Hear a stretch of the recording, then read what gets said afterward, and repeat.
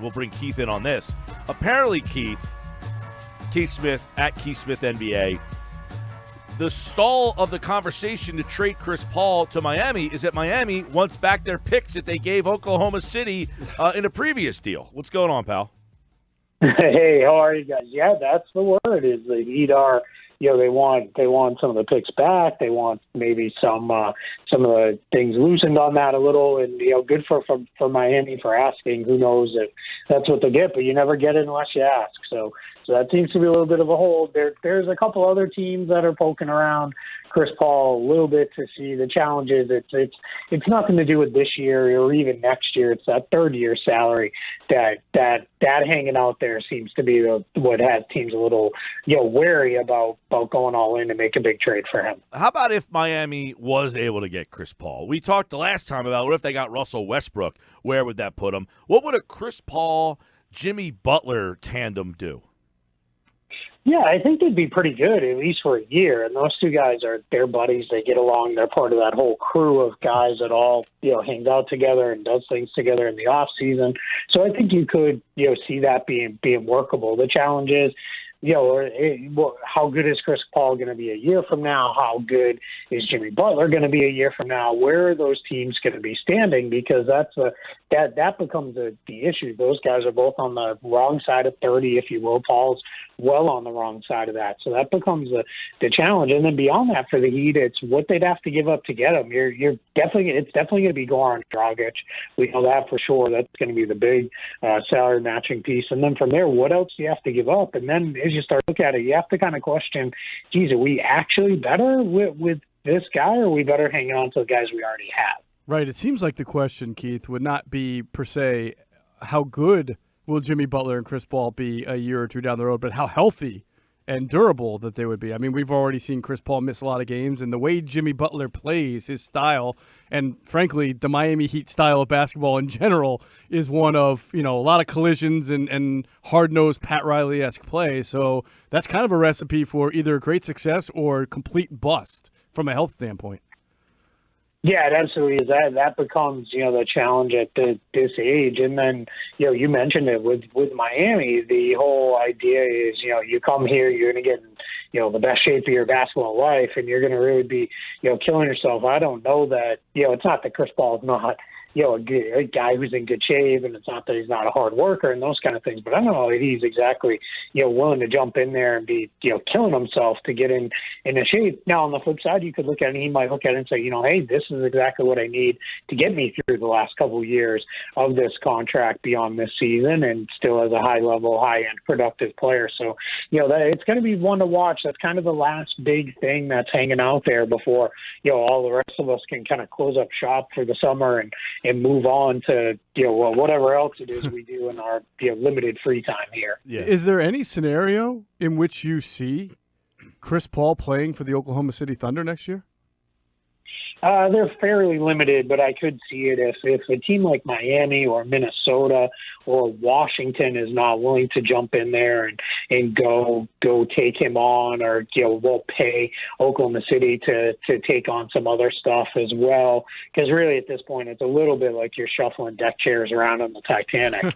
So when you get there, it starts to become a whole issue of, well, where do we want to go, with this? Is this a guy, how much are we willing to give up, or how much are we willing to give up to get them to take on our equally or even worse contract, and those kind of things. So there's a world where everybody says, you know what, I'm good. We're just going to hold off and sit there. And then next year, when it's only 2 years left, that deal doesn't look quite as onerous. But I think Chris Paul, if this isn't done, let's say by the end of this month, I think you'll start to hear a little bit of chirping coming from his camp as far as like, hey, what are we doing here? Like, this team is, probably not going to be very good. So, I want to go somewhere, where we can really win. Now, you can't look at it and say with the Thunder, they've still got Steven Adams, they've got Danilo Gallinari, they return Andre Robertson, they get Shai Gilgeous-Alexander. They could be okay, but that's a low-end playoff team at best in the Western Conference, and that's not really what Chris Paul wants to be doing at this point in his career. By the way, Vegas says Oklahoma City will win 15 fewer games this season than last year. The over-under for Oklahoma City, 32.5. So that's a big drop-off from where they've been and where they are. And really, we talked about it. I remember when Durant left, it was almost that feeling of basketball in Oklahoma City was in limbo. I mean, and then Russell Westbrook, we all thought that once Durant left that he would follow. Then he signed that big deal, and then they got Chris Paul, and it almost rejuvenated. But Oklahoma City is in an interesting spot. I said, I love what Presti has done, but if this thing doesn't work, you wonder what basketball, in Oklahoma City is going to be like in 3-4 years from now. Yeah, I think what they have going for them now is that they own, roughly half the draft picks between now and 2026, It feels like. So that's what you're selling. What do they have, 16 first-round picks? Yeah, that sounds about right. I think they've got 15 in addition to what they already had themselves, so it's probably closer into the 20 range with that, because they have all those picks coming from LA. They've got picks coming from Houston now. So, yeah, they're going to be very well positioned going forward. And that's, if you're Sam Presti, that's what you're selling, because what you're trying to tell people now is, hey, trust in my draft record, which has actually been really, really good. Well, especially when he's had those good bites at the apple, those good high picks. He's done quite well there. So I think you're hopeful of selling to people, hey, trust in me that I can get this done.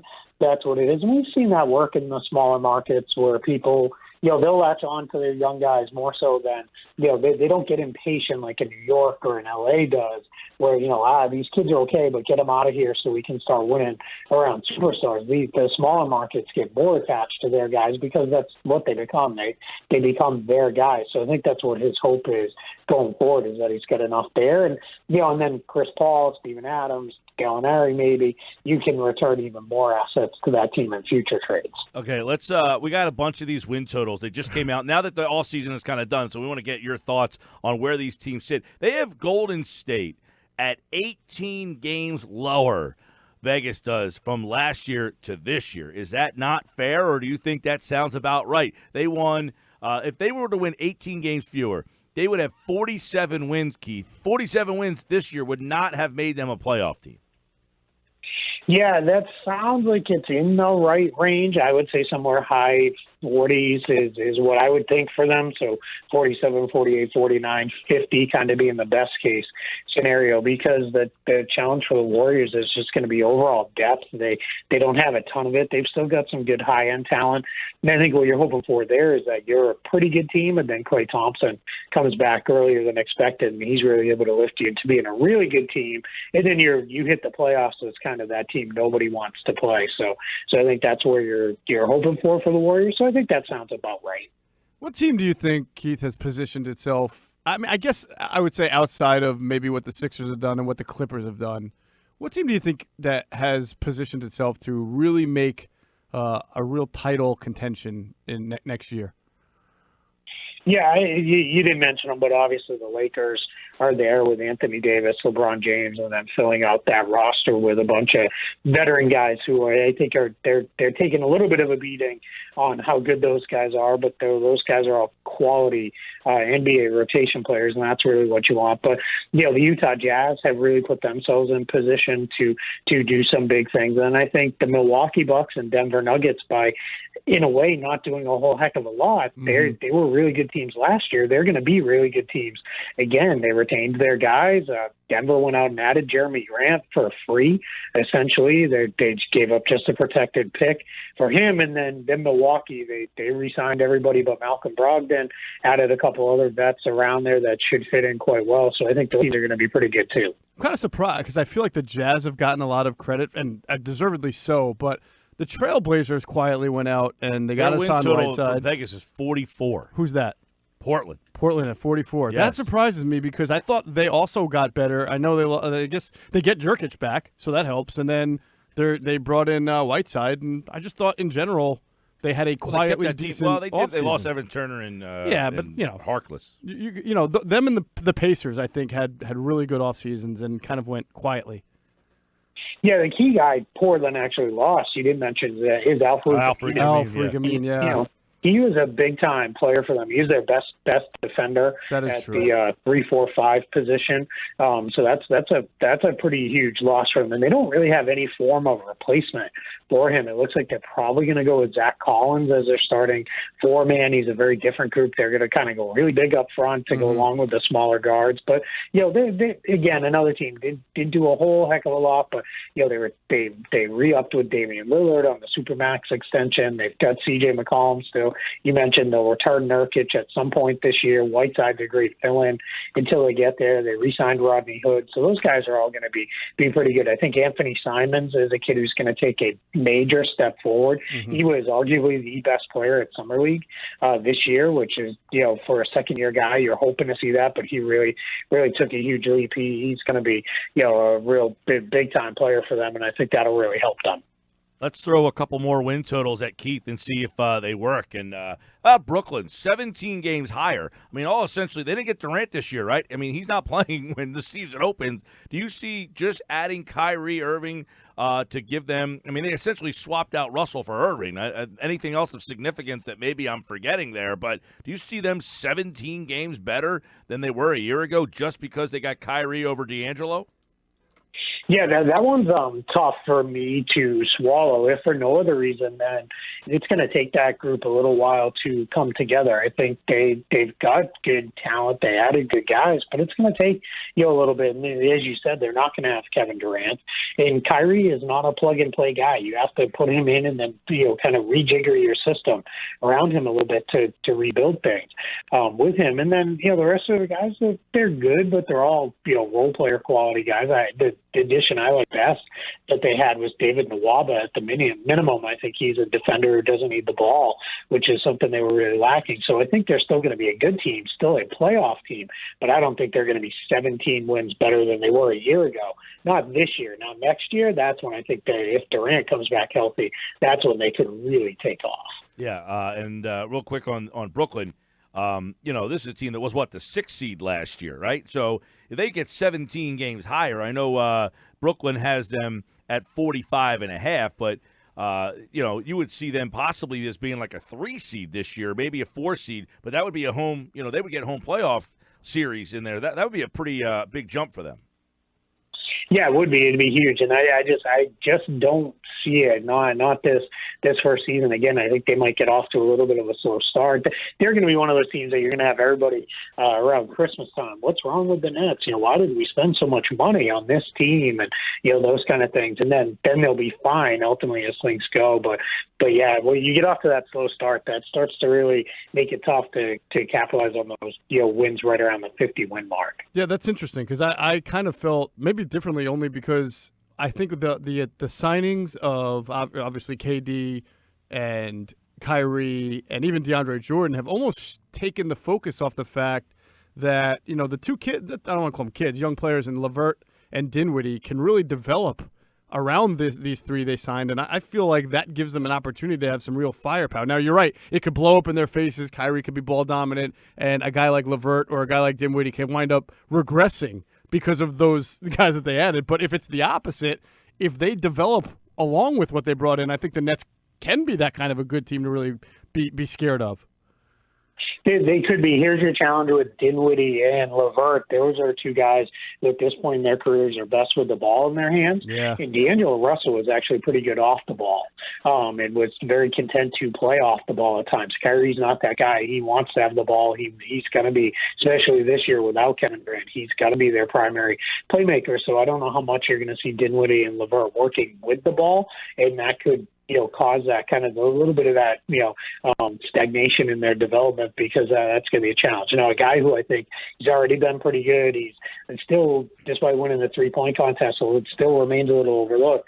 Joe Harris I think has the opportunity to have a massive year there because he should be getting, open jump shots all day long. Keith Smith, Yahoo Sports, covers the NBA. A couple more that I think that we should chat on is let's go to where Boston is, 48.5. Now, I've kind of suggested that I think this Boston team will be better than last year's Boston team. I like Kemba. coming in for Kyrie, and I think that will be peace and harmony. The big loss was Horford. Can Enes Kanter kind of replace Horford? I don't know if he does defensively, but maybe scoring-wise, Horford about 13 a game. Kanter will probably be in that range too, but does Tatum take that big jump? Their win total 48.5, which is right about where they were a year ago. Yeah, and I think what you're pricing in there is one is a little bit of Celtics fans will believe no matter what that this team's going to be better, so you're hoping to steal a little bit of money from them anyway. But the other piece with that is I think as you look at it, it is, Kemba, a different player than Kyrie. I say this a lot. Kyrie in a vacuum is a better player than Kemba Walker, but fit-wise, Kemba fits better with this team. I think Tatum and Brown with more freedom. Gordon Hayward, another year removed. Paul George was the one who said it wasn't until year 2 that he felt comfortable and was able to just play basketball again. And then you mentioned they added Enes Kanter. They added Vincent Poirier, the guy who's going a little bit overlooked. This is a guy who's one of the best defensive centers, one of the best rebounders in Europe. And I think what they're hoping for is with Kanter and Poirier, they can kind of cobble together a reasonable stat line that replaces some of what Al Horford gave them. One thing they should definitely be better at this season is as a rebounding team. They've been a very poor rebounding team for several years, and Kanter and Poirier are both very good rebounders. So that's going to help. So you put it all together, I can see where it's starting to feel like, well, this team should be at least as good as they were a year ago. It's when they get to the playoffs. Do they have the playmakers then? Can guys like Kanter or Poirier stay on the floor? That's where it's really going to be decided for Boston. Yeah, one thing, too, Milwaukee, 9 games higher than last year. I mean, they lost Brogdon, Mirotic. I mean, that Milwaukee team's going to have a different look. Do you think they're 9 games better than they were a year ago? No, that's a little out there for me. That's just a little bit too much. I think they're going to be very good. It wouldn't surprise me at all if they were the best team in the Eastern Conference. But to be 9 games better, that's asking a lot. They were already a historically good regular season team a year ago. They one of the highest point differentials, and it goes again. Another team that's going maybe a little overlooked. They re-signed Chris Middleton, who's an all-star and a good player. They've still got Giannis. Giannis still has room to grow in his game, and then they retained all their key role players except for Brogdon. But Brogdon's a big loss. But they feel like they added Wesley Matthews, who can give them a little bit of what Brogdon did. They've got George Hill for the full season. They're hopeful that a couple of their younger guys can maybe step forward a little bit more. So again, I think a really, really good team, but 9 games more, that's asking a lot. Okay, so in the East, we went through Boston 10 games lower, Milwaukee 9 games higher, Brooklyn 17 games higher, and then, of course, here locally you got Philadelphia. What's that? Oh, I was just thinking the Hawks. There's a team that we spoke about that we thought had a chance to, in the East, be a little bit better than their win total based on some of their offseason and just how. I thought your facial reaction looked like something that I said. I'm trying to process the Milwaukee Bucks are projected to win 9 games more than last year. Is that what you're saying? Yeah. What's their total at? The Milwaukee over-under, which was 54.5. And they won 47 last year? This says Milwaukee 9 games higher. No, I don't see how that's possible. That's why I was making a face because I don't know. I'm just reading off this. It says 9 games higher Milwaukee than last year, and then their win total for this year, the over/under is 54. Maybe it's 9 games lower than it was last year. Yeah, I was going to say that. Yeah, they won 60. So, yeah. That's why I was making that face. Gotcha. All right, that makes sense. But yeah, it says Milwaukee 9 games higher. Yeah, that doesn't seem like it's right. So wherever this came from, it doesn't. That seems it's 9 games lower. 9 games higher than a year ago. Yeah, right. Well, let's look at Phillies, which is 53.5, second best in the East behind Milwaukee, who had 54.5. And we were debating this on our All In podcast about, is 53 a good number? Joel Embiid's probably going to be load managed a lot, but it seems that the Horford deal was put there so that they can persevere without him a lot. So what do you think about Philly at 53? Yeah, I think, again, right around right. I'd probably bump them a little over that. I think they'll probably be right around the 55, 56 win range in that mid-50 grouping there. And you're right. What you're worried about there is that they really start to manage it, Embiid, Horford. But I think the idea between those two guys is, you're going to have them probably together for, let's call it, 50-ish games, and then each of them probably plays about 60 or so. And that's, I think, what your hope is that, by keeping them there, you're you're going to be good. You'll continue to win at a high pace, and then what you'll have, at that point is you're going to have them, fresh and ready to go for the playoffs, because at this point, Horford probably shouldn't play more than 60 to 65 games. I think we've seen him be 65, 70 at the high end, probably, the extent to how far you want to push him, especially if you're right. The goal is, sure, you want to win a bunch of regular season games, but your end goal is to win as many games as possible, and I think that's going to be what they're looking to do there. So that might be one where you're sweating it at the end of the year, especially if they kind of get their seating locked up, because they could all of a sudden be, let's just sit a bunch of guys, and we got nothing left to play for, and then next thing you know, what looked like a great bet turned into a loser. I feel a lot happier if they got Kyle Korver about that number. Well, Elton Brand kind of hinted at it yesterday. Yeah. Did you hear that?